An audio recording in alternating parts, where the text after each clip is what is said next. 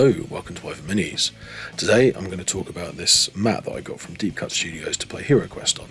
And you might have seen some of my other Heroquest videos. I've been doing a bunch recently where I've been 3D printing alternatives and unboxing expansions and stuff like that. So go check them out if you're interested in more Heroquest content.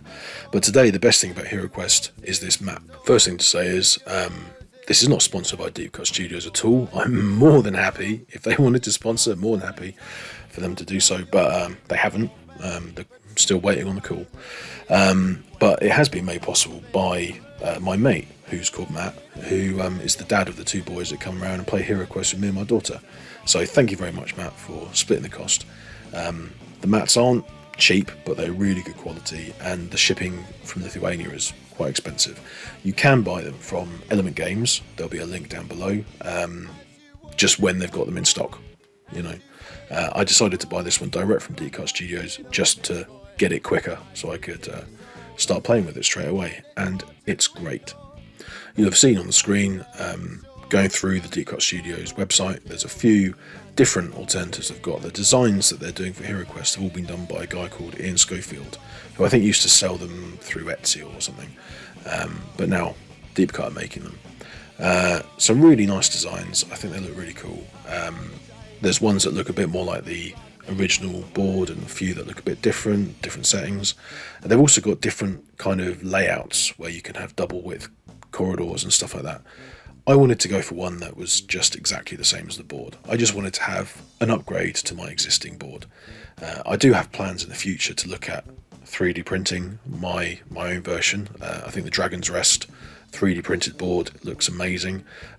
That's quite a bit bigger because I use larger squares to get rid of some of the problems with having thicker walls and stuff like that. So that's something to look at in the future. That's going to be a longer term project. But for the short term, I just wanted to get this mat and try it out. So let's have a look at it. So here it is. This is the playing area. You just unroll the mat, get your rule book, and away you go. Start playing. There's no fussing. That's the nice thing about it compared to maybe a 3D printed alternative, is that you don't need to assemble it before you start playing. I think this one looks really cool. I went for this sort of elven-y look. I think maybe it would fit in with the Mage of the Mirror kind of expansion, but I wanted it to look slightly distinct from the board that I've already got. I mean, I love the original HeroQuest board. It's really good. It's really good how the new version mimics the old version. I've had a look at that in a previous video. It's a slightly different size to the original board, but it looks the same, which I think is cool. It's got this really nice simple aesthetic to it, but this mat itself has a little bit more going on, but it doesn't detract from the playability. I just think it looks really nice. You can see it's exactly the same dimensions in terms of the playing area as the board is. You've got the 25mm squares exactly the same, and the overall size of it is the same. The layout's exactly the same, and I think it looks really, really good. I like all the little details. I like the little lights and all that kind of stuff that are glowing. I think it looks great. The overall size of this mat is 3 by 3 foot, which at first I thought was a bit of an odd choice. You can see there's a nice bit of space around the outside. It's just the same sort of mousepad material as their other mats. I've got a bunch of Deepcut Studio mats, very high quality. It feels nice on top, it's nice and sticky underneath. It's just good for playing on. And actually, the space around the outside is good, because you put cards in it, the cards don't stick to the table. They're easy to move around, they're easy to pick up and all that kind of stuff. And if you've got some dice, you can roll the dice on it, and they roll really nicely on the mat. I often use dice tray anyway, especially playing with kids, because they tend to roll quite hard. So keeping them in the dice tray is best to avoid miniatures getting knocked over. But they do roll very nicely on the mousepad material. And the outside border, it just kind of makes the whole thing evocative. You know, it feels like you're really immersed in this dungeon crawling game. I love it. I mean, as I say, I was a little bit surprised at first, but I think it's a really good addition. And the other thing, I decided to splash out on the stitched edges, which I haven't done on the other mats that I've got from Deepcut Studios. I've just got the regular ones, because for war games it seems to make more sense. They don't offer stitched edging on all of their mats, but on this one they did, and I thought I'll spend the extra bit of cash and get the stitched edging. And I'm glad I did, because again, it just makes it feel nice and premium and really good for playing the game on. If you have a closer look at the mat here, you can see the detail that's gone into it, the bits of blood spatter, the rib cages up there. Great for kids. But yeah, you can see little bits of broken pottery and stuff like that. The squares are still 25mm squares, so your models fit on it perfectly. Now, I've been painting my bases as flagstones to kind of fit in with the corridors on the original Heroquest board. So my base is kind of a bit lighter grey than you see here, and obviously not purple like these. But then on the Heroquest board, you've got lots of rooms with different coloured paving slabs and tiles and stuff like that. So, you know, I don't mind that they don't fit perfectly. They're never going to. You can also use other models. I mean, these skeletons I've got from Warhammer Underworlds, I was using them as stand-in skeletons until I get mine printed up and based and all that. And they fit in really nicely as well. It's all good. And I think they feel nice when they're standing on the mousepad material. They just feel quite planted, and it just looks great. Very, very happy with how it looks.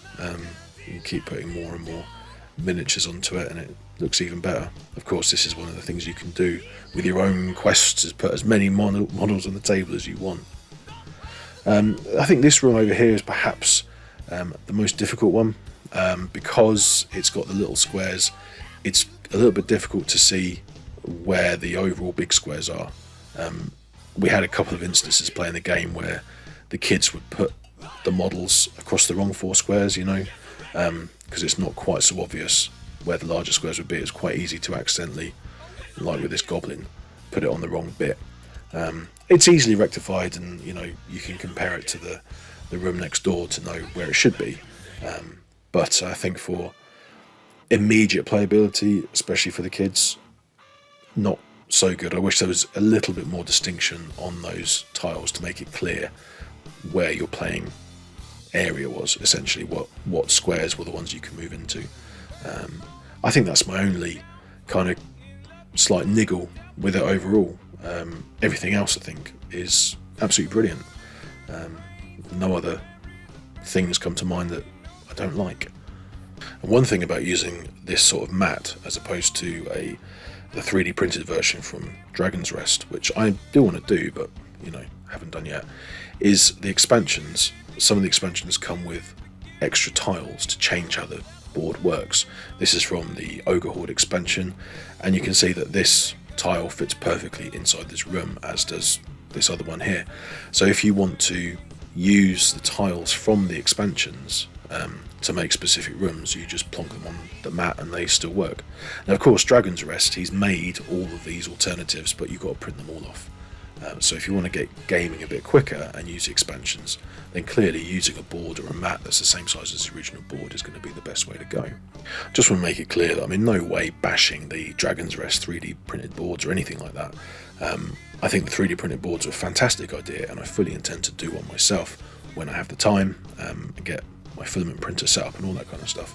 It's just I haven't been able to do it yet, and going for a playmat like this is a really good option. I think it's definitely an upgrade over the board in the box, 100%, and it's well worth getting one if you're going to play a fair bit of Heroquest. It does have some advantages because it's really quick to set up and it's quick to get going, exactly the same as the board is, and also it's nice and easy to transport because you just roll it up and stick it in a little bag.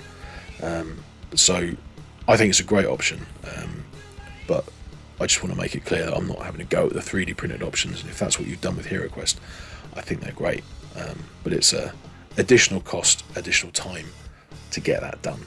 Okay, I thought you might like to just hear about a couple of things that we've done recently in our Heroquest games. I'm going to do my best to avoid any spoilers, don't worry. We had this situation where the wizard rushed into a room, got surrounded by enemies. I managed to summon a load of orcs to attack him, and then the evil mage that they were chasing managed to escape and run away, and it created this incredible finale where my daughter became the hero, which was lovely. It can be quite difficult to maintain 5-year-old's enthusiasm during these games, but she did really well.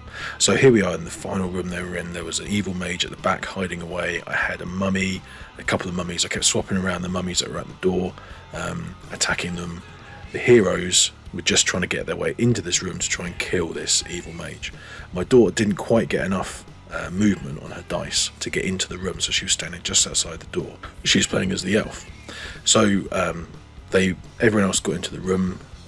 The barbarian charged around and killed off the last zombie who was protecting the evil mage, and then the dwarf went running around to try and kill the evil mage. Luckily for me, he didn't manage to do it, because it allowed me to do this spectacular finish, which is great. And it's one of the really good things about Heroquest, that the game is so simple, but with a bit of added narrative, it can become really fun and spectacular. So I rolled the dice with a spell that caused a firestorm inside the room, and it took everybody out. It didn't affect the elf who was standing just outside the door, but all 3 heroes who'd already been injured during the quest got taken out of action, and the mummy got killed as well. The kids were beside themselves because they'd just all been killed. They thought, oh no, that's the game over, it's terrible. But the elf was still alive. So she had a crossbow, and she started trying to shoot the crossbow at the evil mage. She was their last hope. And I decided to say that, okay, the people inside the room are being knocked unconscious rather than just killed. But she shot this thing, then she ran away, she shot it and ran away, it chased her. Eventually she took it out. And the kids were laughing and cheering and screaming. It was absolutely brilliant. It was definitely one of my favourite moments in Heroquest. One of my favourite moments of playing games, really. It was perfect. The other really cool thing about Heroquest is the ability to just make quests up, and the way it's accessible for kids. So because I had the mat set up and I had the furniture out, unfortunately it's not all painted yet. I know it's terrible and I need to paint it, but it still looks pretty good. We had it all set up, and my daughter decided she wanted to run a quest for me and her mum. So she was just making it up as she went along, which shows you how easy it is. If a 5-year-old can make up a quest as you go along, then anyone can do it. But she kept saying, you know, just go here and there's a door, this is blocked off, here's some furniture. And then she decided that when her mum opened this door, there was an abomination and a gargoyle hiding inside. Which was, I think, a little bit tough actually on a single character by themselves. I think in this one, I don't think I was taking part in this one. I think I was a passive observer, and then I got to play in the next one. So anyway, my daughter decided that the gargoyle was going to attack her mum and keep chasing it down, and it was just fun. You know, it's just really cool to be able to just play a game that's this simple and nice, and you can develop a story. Even as a 5-year-old, you can develop that story and make it a fun little game. And I've got to say, final plug for these mats, regardless of the fact that not all the furniture is painted, it does look pretty awesome on these mats. Yeah, I would definitely recommend getting a Deepcut Studios mat, and I'd also recommend checking out some of my other Heroquest videos. So if you like and subscribe and check out the rest of the channel, hopefully I'll see you on the next one when we'll have some more painted Heroquest action. Cheers, bye.